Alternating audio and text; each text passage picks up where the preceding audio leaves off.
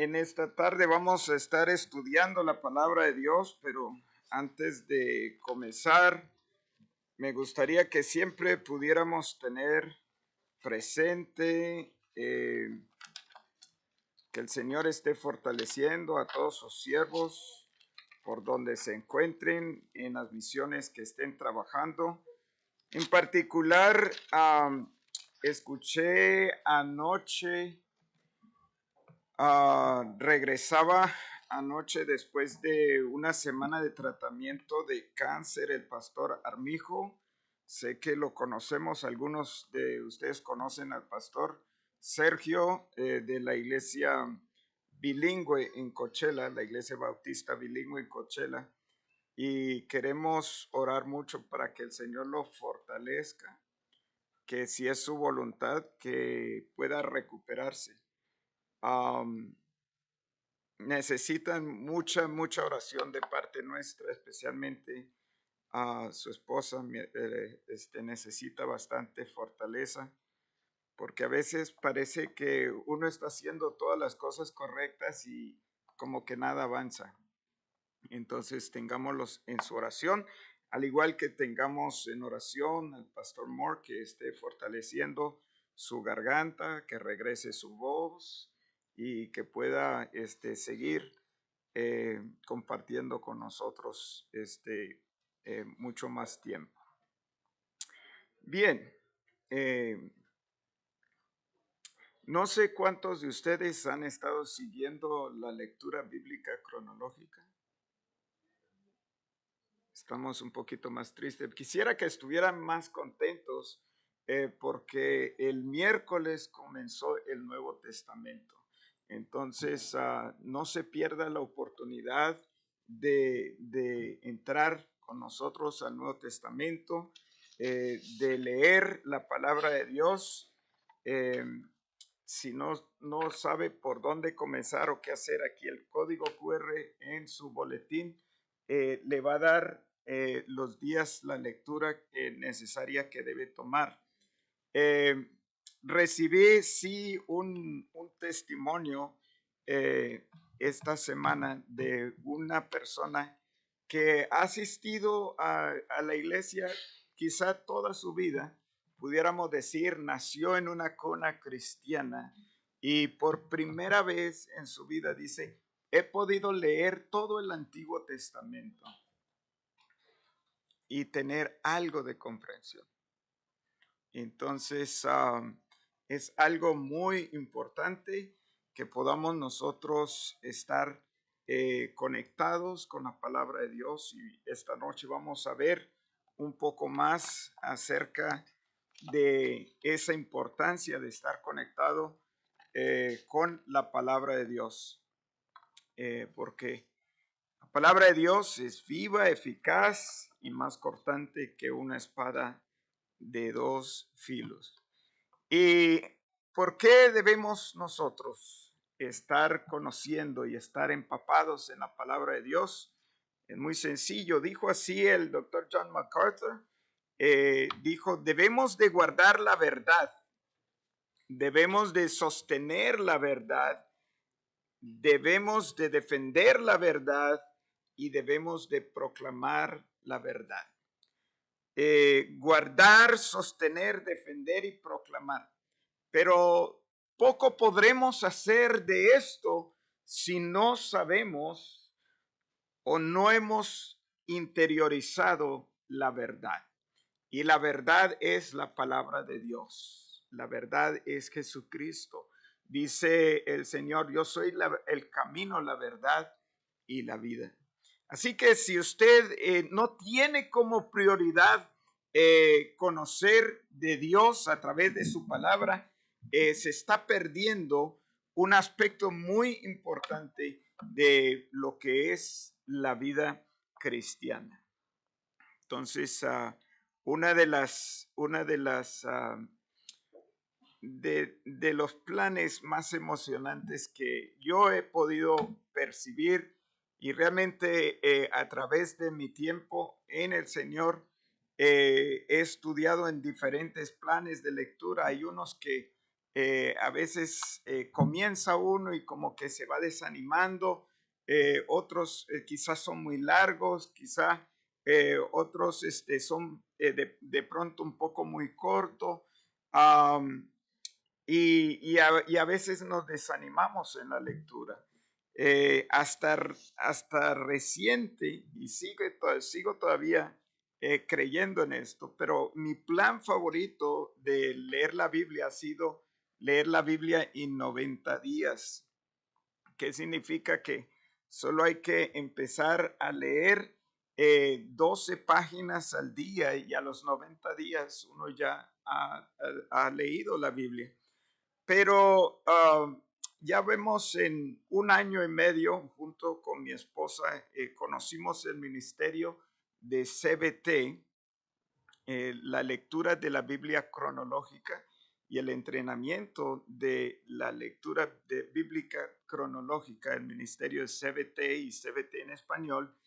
Y encontramos allí algo muy fascinante, y es poder hacer conexiones en la palabra de Dios, entendiendo lo que es la historia, la mega historia a través de una línea de tiempo. Y algo que hace énfasis el ministerio de CBT es que podemos tener y guardar estas narrativas bíblicas, las podemos guardar en 14 casconcitos muy sencillos. Es también como el borde de un rompecabezas. Cuando tú entiendes esos marcos, ya lo demás se va acomodando en una forma más sencilla. Entonces, las 14 eras de lo que es la lectura CBT, Biblia cronológica, que es lo que la iglesia ha estado siguiendo durante este año, y lo que el pastor y muchos de nosotros hemos estado compartiendo durante este año, es muy sencillo. Son 10 eras que corresponden al Antiguo Testamento. Son las siguientes: la creación, los patriarcas, el éxodo, tenemos entonces la conquista, los jueces, el reino unido, reino dividido, tenemos el cautiverio, el retorno y la era del silencio. Y estamos justamente, hemos terminado lo que es la era del retorno. Hemos estado escuchando mensajes, el pastor Misael trajo algunos mensajes, el pastor Moore ha traído mensajes de esos profetas que están en esa era del retorno. Y luego entonces nos preguntamos, pues, ¿qué de la era del silencio? ¿Eso qué tiene que ver? La era del silencio es muy importante porque en la era del silencio, aunque Dios no habló en una forma a través de los profetas, y si pareciera que estuviera callado, estuvo obrando fuertemente en todo el mundo, alistando y preparando para la próxima era, que es del Evangelio, cuando vendría entonces nuestro Señor Jesucristo. Es durante la era del silencio, 400 años antes de nuestro Señor Jesucristo, es en ese periodo donde, por ejemplo, el imperio griego empieza a hacer énfasis que hay que crear más literatura y darla a conocer en diferentes áreas. Así es que de allí encontramos entonces a 70 hebreos que fueron comisionados para escribir el Antiguo Testamento en el idioma griego. Y ahí entonces es la escritura en la que a muchos de las personas en el Nuevo Testamento tenían acceso.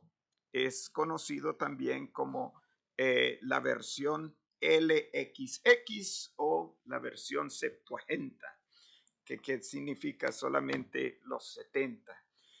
Durante este tiempo del silencio también bajo el Imperio Romano se construyeron grandes avenidas y calles que conectaban grandes ciudades, rutas de comercio, y bajo lo que conocemos como el tiempo de la Pax Romana o la paz en el Imperio Romano, podía entonces uno viajar de una ciudad a otra sin mucho problema o mucho peligro. Y así sucesivamente, esta era del silencio entonces trae para nosotros esta oportunidad de poder entender que Dios nunca está silencioso. Él siempre está trabajando.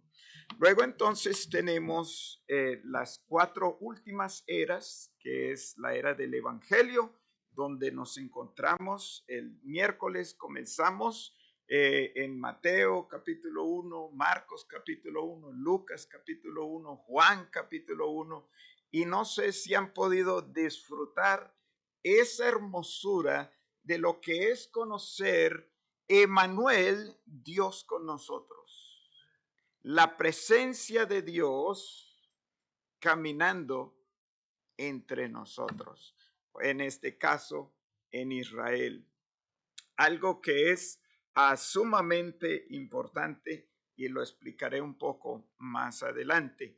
Luego de que tenemos la vida, el ministerio, la muerte y resurrección de nuestro Señor Jesucristo, entramos al libro de los Hechos, donde el Señor, antes de subir al cielo, dice, nos comisiona a ser testigos, pero también dice que que estará regresando, y sale el Señor, y en Hechos capítulo 2 comienza la era de la iglesia.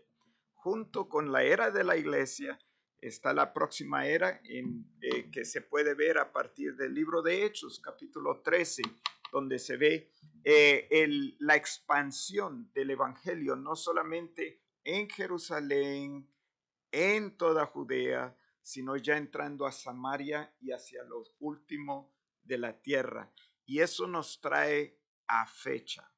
Eso debe de ser algo emocionante en que nosotros podemos entender que como creyentes y la iglesia de Cristo estamos en espera de esa última era, que es el final, donde ya no habrá más lágrimas, ya no habrá más dolor, no habrá más sufrimiento, no habrá más muerte, y reinaremos con el Señor eternamente. Un nuevo comienzo, el fin y un nuevo comienzo. El día de hoy ya estuvimos leyendo nuestro texto y se encuentra en el libro de Nehemías, capítulo 8. Ahora, para entender un poco el contexto histórico de Nehemías, es bien interesante porque cuando tú estás leyendo a Nehemías, te vas a dar cuenta que hay mención de varios reyes, tales como Ciro, Darío, Atarjerjes, y como que uno empieza a perder el hilo de lo que está sucediendo allí. Se dice que el segundo de Crónicas, o primero y segundo de Crónicas, fue escrito quizá durante el tiempo babilónico, y era para tener un récord histórico de el pueblo de Israel. Ellos entonces guardarían su identidad teniendo la historia como pueblo de Dios. Y cuando tú estás leyendo y lees lo último de segundo de Crónicas, vas a ver que ahí hay una mención del rey Ciro dando un decreto para que el pueblo que estaba en Babilonia, que estaba desterrado en Babilonia, pudieran tener la oportunidad de regresar. Y luego entonces, después de ahí tenemos tenemos entonces a Crónicas y tenemos entonces seguido allí el libro de Esdras.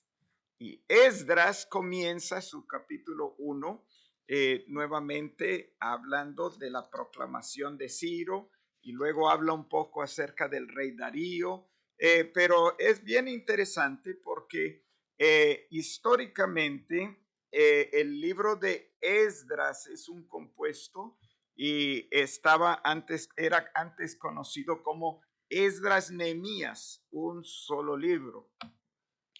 Y cuando lo puedes mirar como un solo libro, vas a entender un poco por qué, si estamos mirando esta noche en Nehemías capítulo 8, estamos escuchando y estamos viendo un relato donde Esdras es uno de los protagonistas allí en la escritura. Entonces, los personajes durante la era del retorno, y voy a dividirlo un poquito en una forma, yo pensaría que sería un poco más digerible. Podemos pensar 3 reyes, 3 profetas y 3 líderes, ¿okay? En la era del retorno. Los 3 reyes son Ciro, Darío y Artajerjes. Son reyes claves. Todos estos son medo-persas, reyes persas.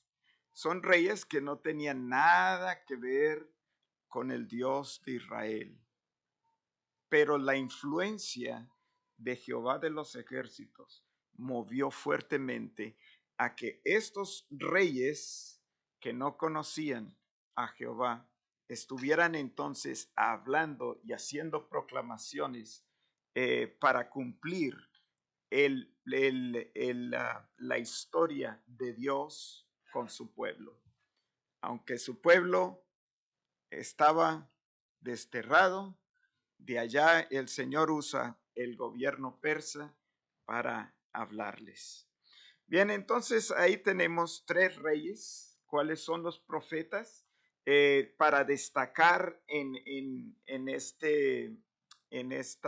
este periodo sería el profeta Zacarías, el profeta Ageo y el profeta Malaquías. Y gracias, Pastor Misael, por compartir sobre el profeta Zacarías. El pastor Ricardo compartió algo también de Ageo, así que ya tienen un poco de conocimiento de esto. Los 3 líderes, entonces, de destacar en este periodo de la era del retorno es primero Zorobabel, segundo Nehemías y luego entonces Esdras. ¿Ok? Y, y los coloqué de esta forma porque a veces entre Esdras y Nehemías vemos que, como quién viene primero. Primero viene Esdras, pero lo coloqué de esta forma por las diferentes reformas que trajeron cada uno de estos líderes.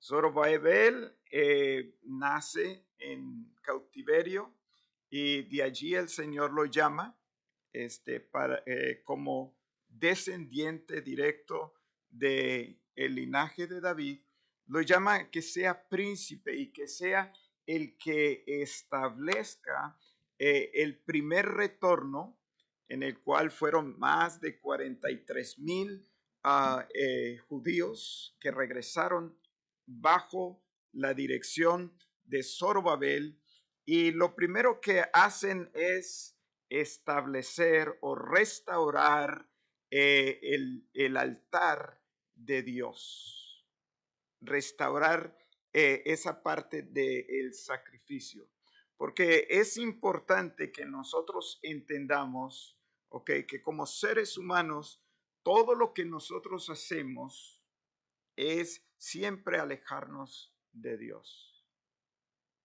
Y hay que hacer ese gran esfuerzo siempre de poner nosotros empeño de poner al Señor primero. Y vemos entonces que el pueblo estaba muy animado al ver el sacrificio que se hizo nuevamente por el perdón de los pecados. Pero no solamente eso, se estableció entonces Zorobabel, establece los cimientos del templo, con ese pasaje tan hermoso que dice, no es con espada ni con ejército, sino con mi espíritu. Esa era las palabras que proclamaban mientras estaban colocando el cimiento del templo. Y nos dice luego entonces que una vez que el templo fue restaurado, había gran júbilo y gritos de alegría, pero también dice un versículo ahí muy interesante, que aquellos que habían visto la gloria anterior del templo de Salomón lloraban amargamente. ¿Por qué? Porque había un elemento que estaba faltando a este nuevo templo que Dios les envió a que construyeran. A ese templo no llegó la presencia de Dios. Y no es sino hasta más de 400 años más tarde que la presencia de Dios llega y entra en el templo en la persona de nuestro Señor Jesucristo. Y vimos su gloria, gloria como del unigénito Hijo de Dios, lleno de gracia y verdad. Tenemos ahí entonces a Zorobabel, y durante Zorobabel y luego entonces lo próximo o los próximos líderes para destacar, hay más o menos unos entre 50 a 80 años. Es un periodo bastante amplio y es durante ese tiempo muy posible que fue cuando Mardoqueo y Esther estuvieron reinando allá en Susa, en Persia. Luego entonces tenemos a Esdras entrando en el 7º año de el rey Atajerjes, regresando con un grupo de levitas, escribas y sacerdotes para restaurar lo que es la adoración en una forma pura y limpia, lo cual se había perdido entre el tiempo de Zorobabel y de Esdras. Y luego entonces, años más tarde, en el año 20 del rey Atajerjes, Nehemías escuchó y preguntó que cómo estaban allí en Jerusalén, y su hermano le dice, todo está en ruinas y desgracia, somos una burla, porque las paredes de Jerusalén están quemadas, sus puertas están destruidas y somos una nación desgraciada. Y esto causa entonces que Nehemías tome un tiempo de ayuno, de oración, duelo, y el Señor le da un plan, el cual entonces él le pide a Artajerjes que le permita ir y en 52 días reconstruir los muros de Jerusalén. Bien, eso en cuanto un poco del contexto histórico. Entonces, Zorobabel se destaca por ser aquel que edifica el templo. Esdras se destaca como aquel que edifica el corazón o el área espiritual del pueblo. Y Nehemías se destaca por edificar los muros de Jerusalén. ¿Por qué es eso tan importante? Porque el Señor, cuando Salomón hizo su oración de consagración del templo, Salomón menciona y dice que Dios había escogido a Jerusalén para que habitara su nombre en ese lugar. Y y hasta el día de hoy es una ciudad que se puede observar, que tiene historia. Muchas otras grandes ciudades no existen, tales como Babilonia, tales como Sodoma y Gomorra, Jericó, no existen. Pero Jerusalén sí, no por la gente, existe porque ahí Dios decidió que su nombre fuera conocido. Interesante porque aún hasta el día de hoy naciones continúan peleando. ¿Por qué? Por tener posesión de ese pedacito de terreno que uno dice, ¿por qué estamos peleando tanto? ¿Por qué hay tanta guerra sobre lo que es esa área? Y es sencillamente eso. Dios dijo, allí va a estar mi nombre. ¿Y qué es lo que entonces quiere el mundo? Borrar el nombre de Dios, borrar la historia de Dios. Y por eso hay tanto antagonismo allí. No es nada más, es eso. Pero ¿quién es el que va a ser victorioso? Va a venir la nueva Jerusalén, dice Juan, y yo vi que descendía desde el cielo, ¿qué? Una nueva Jerusalén. Así que el Señor es el que vendrá a tomar, en última instancia, vendrá a tomar posesión de qué? Del lugar donde escogió su nombre ser honrado por todas las naciones. Bien. Ha pasado entonces aproximadamente unos 80 años y el pueblo todavía no se había solidificado en cuanto a su regreso. Muchas personas, después del tiempo de la deportación, optaron por quedarse esparcidos y no regresar a la tierra prometida. Sin embargo, vemos que los que regresan a la tierra prometida regresan muy contentos, con ganas de trabajar, con ganas de honrar a Dios, pero pronto empiezan a sentir la presión de diferentes formas, tales como personas que ya estaban habitando en ese lugar trayendo problemas a su vida. Por ejemplo, vemos este hombre Tobías que intentó tan fuertemente de parar a Nehemías en la construcción de los muros, a tal forma que lo tenían a Nehemías amenazado de muerte. ¿Y qué es lo que vemos? ¿Por qué es que el pueblo está en desgracia?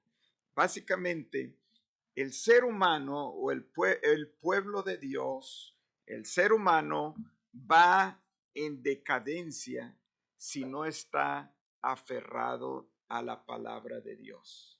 Yo pienso que cada uno de nosotros puede dar testimonio de eso. Las ocasiones en que nosotros hemos permitido que las dificultades o la presión del tiempo empiece a tomar o a cambiar nuestras prioridades, hemos podido sentir que al alejarnos de la palabra de Dios, como que, como que luchamos más con la carne, luchamos más con situaciones de ansiedad, de enojo. Bueno, esa es mi experiencia. No sé si ustedes han tenido algo similar. Pero lo que quiero decir que a medida que leemos esta escritura, vamos a ver que el pueblo cuando, aunque tenga buenas intenciones, si no tiene ese compromiso de estar pegado del Señor, rápido se van a desbalagar. Ok, entonces se encuentran bastante tibios y cuando Dios le da a Esdras esta comisión y esta carga por ir a ayudar a los sacerdotes y a los levitas que habían llegado 80 años anteriores. Entonces vemos que Esdras empieza a tener que traer una cultura nuevamente de la palabra de Dios. ¿Ok? Y es precioso ver que Dios preparó de antemano a Esdras para este gran trabajo. Si tú vas rápidamente ahí en el libro de Esdras y en el capítulo 7 de Esdras, podemos ver algo bien interesante a partir de el versículo 7, capítulo 7 de Esdras. Podemos ver algo importante. Dice, también algunos de los israelitas, de los sacerdotes, levitas, cantores, porteros y sirvientes del templo subieron a Jerusalén en el año 7 del rey Artajerjes. Esdras llegó a Jerusalén en el mes 5. Era el año 7 del rey. ¿Okay? Ponga mucha atención cuando se repiten palabras de esta forma. Año 7, año 7, primer día, mes 5. Bueno, sigue diciendo así la escritura. Porque el primer día del mes primero comenzó a subir a Babilonia y el primer día del mes 5 llegó a Jerusalén, pues la mano bondadosa de su Dios estaba sobre él. Y mira este versículo, el versículo 10, porque Esdras había dedicado su corazón, estoy en Esdras 7:10.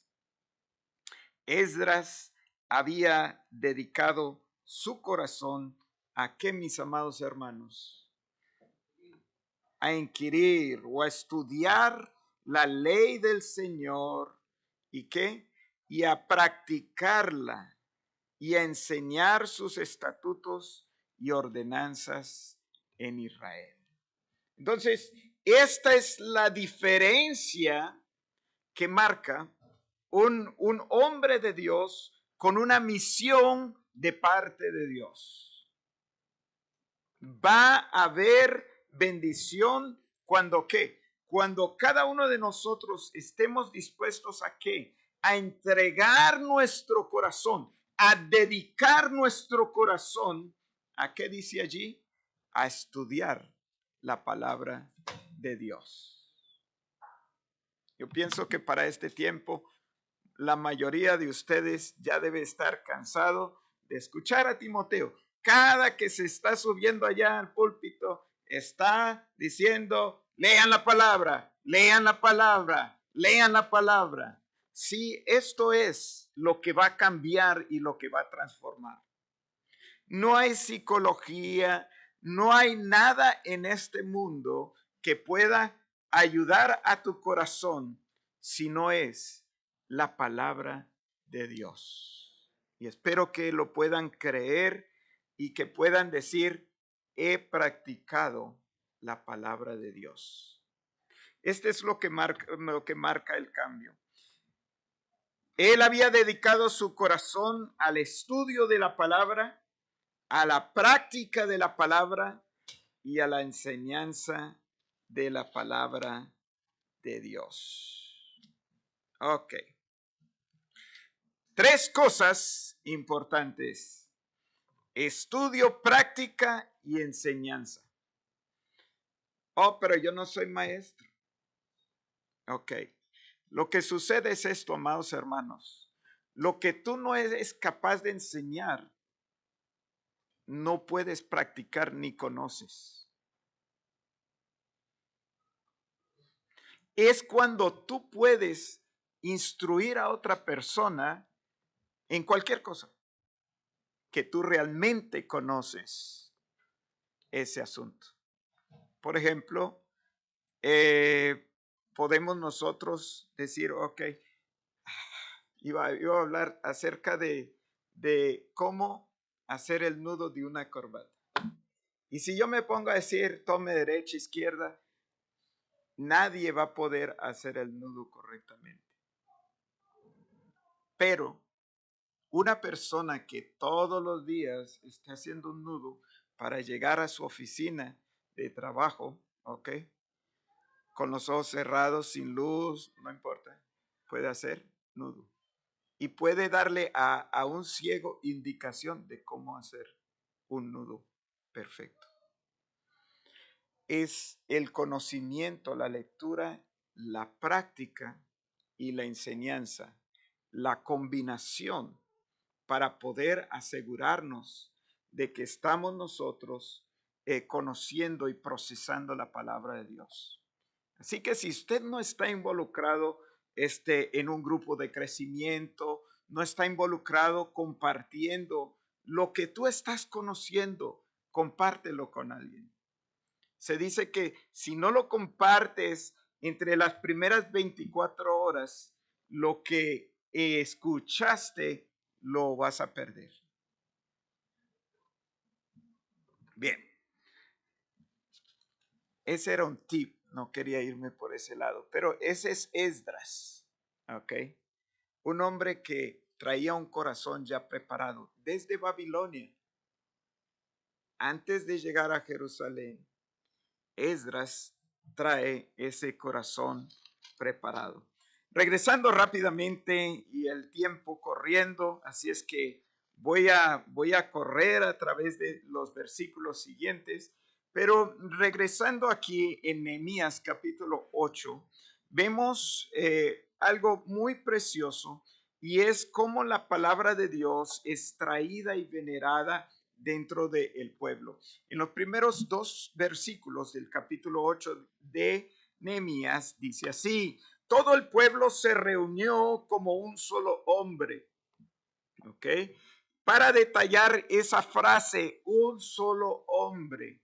Hay muchos lugares en el Antiguo Testamento y el Nuevo Testamento donde vemos esa frase, un solo hombre. Algo está pasando allí. ¿Sí? Hay unidad de visión, hay unidad de hambre, de sed. Y dice, se reunieron en la plaza que estaba al oriente, en la puerta de las aguas. Dice, y pidieron a el escriba Esdras que trajera el libro de la ley de Moisés que el Señor había dado a Israel.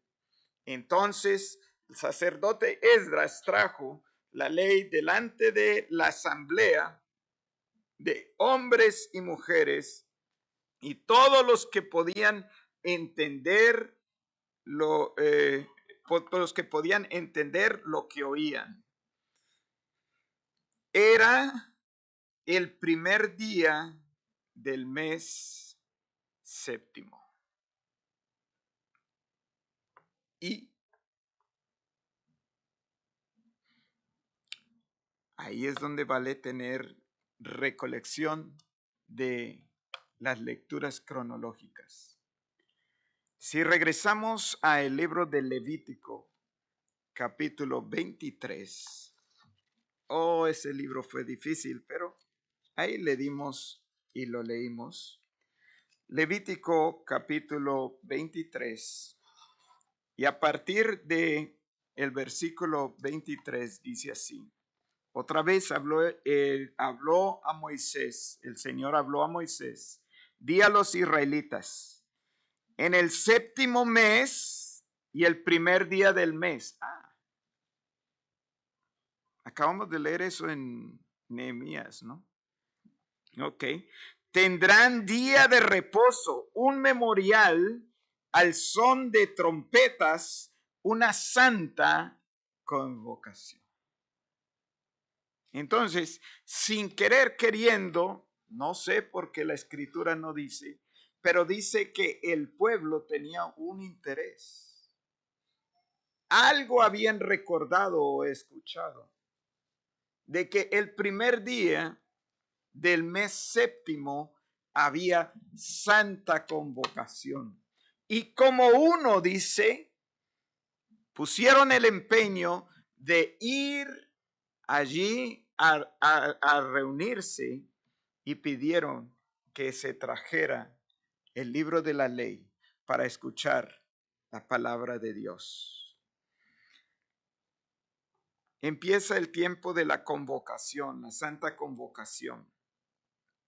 Si saltamos al versículo 26, dice, y el Señor dijo a Moisés, a los 10 días de este séptimo mes, ¿será qué? Día de expiación. Será santa convocación para ustedes. Y humillarán sus almas y presentarán una ofrenda encendida al Señor. ¿Qué tiene el día de la expiación que ver? El día de la expiación era ese momento especial cuando el sumo sacerdote podía entrar, pasar el velo y entrar a ofrecer expiación, sangre sobre la mesa de propiciación por el perdón de sus pecados y el perdón del pecado del pueblo. Una vez al año. Santa convocación. Y aquí vemos entonces que el Señor está dándole a Moisés estas palabras claves. ¿En qué? En dar una sombra de lo que cientos de años más adelante haría ¿quién? Jesús, al traspasar el velo del templo y qué? Y hacer expiación por nosotros una vez y para siempre. Por eso no tenemos hoy día nosotros que estar trayendo sacrificio, sangres de toros a un altar. ¿Por qué? Porque Jesucristo ha cumplido, Él ha satisfacido la ira y la justicia de Dios. Y ahora entonces dice la palabra de Dios ahí en Hebreos 4 que podemos entrar libremente, podemos entrar al lugar santísimo y a la presencia misma de Dios todo soberano. Qué bendición nuestro Cristo. Y aquí entonces, regresando cientos de años más adelante, vemos un pueblo que todavía no está encontrando su identidad. Porque ellos cuando fueron echados de Jerusalén y de la tierra prometida, fueron echados por ser idólatras. Y ahora cuando estaban regresando, ¿ok? Regresaron monoteístas, significando solamente adoraban a un solo Dios.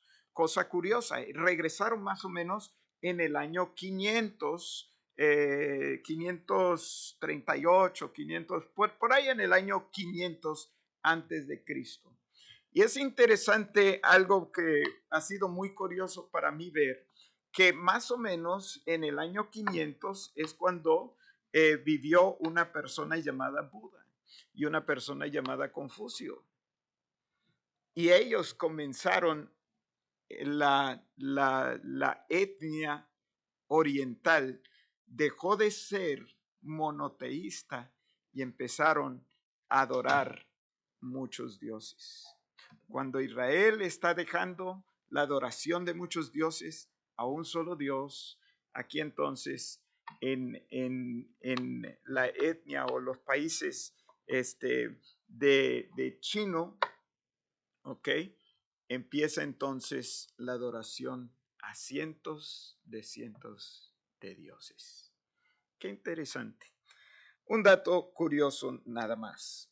Pero regresemos a lo que la escritura tiene aquí para nosotros. Vemos entonces que el día primero del mes séptimo es muy importante porque era la fiesta de las trompetas, cuando se anunciaba que dentro de una semana se haría la expiación anual por los pecados del pueblo. Luego entonces dice que trajeron la ley y comenzaron a leerla. Ahora, hay algo interesante que podemos nosotros observar aquí en el texto, y es en los versículos 4 al 7 de Nehemías 8, donde podemos observar al menos tres cosas importantes que veo yo aquí. En primer lugar, se ve que habían construido un lugar un poco más elevado, ¿ok? Un poco más elevado, donde dice, había un púlpito donde ponían el libro de la ley para poder leerla, y estaba por encima de, arriba de donde estaba el pueblo. Ellos estaban de pie y el púlpito era un poco más alto, donde se iba a leer la palabra de Dios y se iba a exponer la palabra de Dios. Pero hay algo que yo diría que es significativo, y es que debemos nosotros siempre elevar las sagradas escrituras en nuestra vida, en nuestra prioridad. En todo lo que hacemos, necesitamos nosotros elevar las sagradas escrituras. No solamente la leyeron con importancia, pero nos dice también que allí habían personas que estaban escuchando la escritura, dice, estaban de pie, escuchaban, pero hay algo interesante, y es que cerca de la palabra de Dios y del lector público, quien era Esdras, tenía a su diestra y a su siniestra un grupo de levitas, ¿ok? Y es interesante porque estos hombres, luego vemos, no solamente ellos, sino menciona otro grupo de hombres que se esparcieron entre el pueblo y aparentemente están nuevamente repitiendo la lectura que se había dado. Y en el versículo 8 nos dice algo interesante. Dice, leyeron en el libro de la ley de Dios, leyeron interpretando y dándole sentido para que entendieran la lectura. ¿Okay? ¿Qué es algo precioso que podemos nosotros observar? Y es lo que está sucediendo aquí. Esdras había sido preparado por Dios desde Babilonia. ¿Para qué? Para ser un proclamador de la palabra. Pero él también se apoyó con ¿qué? Se apoyó con un grupo de sacerdotes y de levitas. ¿Para qué? Para que pudieran instruir al pueblo, que pudieran leerles también a los que no de pronto no sabrían leer o de pronto no tenían acceso a la escritura, le podían leer, pero algo importante dice, leyendo y interpretando la escritura. No solamente era leyendo, interpretación. ¿Por qué? Porque estaban deseando que la lectura produjera algo en la vida del pueblo, que pudieran entender la escritura. ¿Sí? Cuando nosotros venimos a la iglesia, debemos de venir con esa actitud. No solamente de escuchar la palabra proclamada, debemos también nosotros buscar ¿qué? Que levitas nos ayuden en la interpretación y comprensión de la palabra de Dios. ¿Okay? Es muy importante que nosotros podamos entender que la razón por la que estamos aquí es porque anhelamos conocer más al Señor. ¿Okay? Ok, ya voy a terminar y me pasé mucho tiempo, me perdonan, amados hermanos, son las 8:15, pero quiero solamente terminar con este último punto, y es viendo cómo el pueblo responde a la lectura y la comprensión o la enseñanza, la interpretación de la palabra de Dios. Nos dice ahí en el versículo 9 al 14, 9 al 14, hay varias cosas que suceden. Tú lo puedes leer en tu casa, pero dice que uno produjo mucha tristeza, lloro y arrepentimiento. ¿Sí? Pero también la palabra de Dios produjo gozo. De hecho, podemos ver allí donde un versículo que sacamos fuera de contexto mucho está allí al final del versículo 11, del versículo 10, dice, no se entristezcan porque la alegría del Señor es la fortaleza de ustedes. ¿Cuántos usamos eso como una banderita, un cliché, ¿no? El gozo del Señor mi fortaleza es. Sin darnos cuenta del trasfondo, el gozo del Señor es poder llorar y arrepentirnos de nuestro pecado, escuchar la palabra de Dios, entender la palabra de Dios y permitir que la misma esté rompiendo la dureza de nuestro corazón. Eso es lo que produce el gozo del Señor. No solamente eso, entonces vemos el lloro, tristeza, arrepentimiento, gozo, pero hay algo más que vemos que sucede allí, y es que el pueblo se levanta con un deseo sumamente grande de obedecer la palabra de Dios. A tal punto que dice que regresaron nuevamente en el versículo 14, nos dice, bueno, el versículo 13 dice, al segundo día los jefes de las casas paternas y de todo el pueblo, los sacerdotes, los levitas, se reunieron junto al escriba Esdras para entender las palabras de la ley y encontraron escrito en la ley que el Señor había mandado por medio de Moisés a los israelitas que habitaran en tabernáculos durante la fiesta del mes séptimo. Y entonces dijeron, ¿qué estamos haciendo? Vamos a salir. Y salieron, recogieron ramas, hicieron los tabernáculos y estuvieron en ellas. Hubo gran alegría. Mire lo que dice versículo 17 y con esto termino. Toda la asamblea de los que habían regresado de la cautividad hicieron tabernáculos.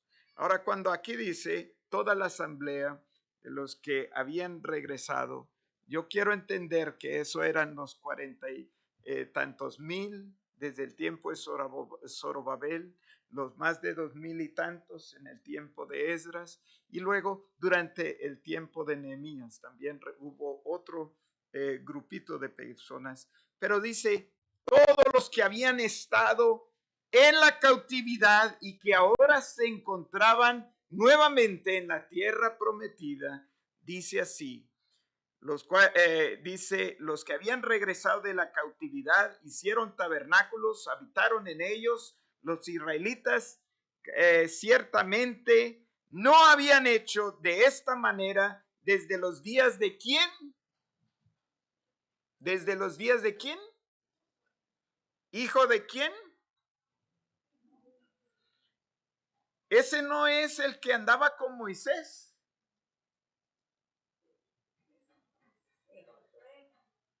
Hijo de Nun. Amén. El que andaba con Moisés. Desde ese tiempo, amados hermanos, no, el pueblo no había obedecido la ley del Señor. Y no es hasta este momento cuando un pueblo medio tibio, todavía no ubicado, no se consolidaban como nación nuevamente, regresan a la palabra de Dios se humillan delante de Dios, confiesan su pecado delante de Dios, y hay gran bendición, porque regresan a tener que, así como en el tiempo de Josué, hijo de Nun, mira que te mando, que te esfuerces y seas valiente. No temas ni desmayes, porque yo, Jehová, estoy contigo. El capítulo 9 es un capítulo muy hermoso sobre la confesión que existe. Ese se los dejo de tareas. Muchas gracias, mis amados hermanos, por soportarme. Y no se olvide, la palabra de Dios es lo único que puede transformar tu corazón.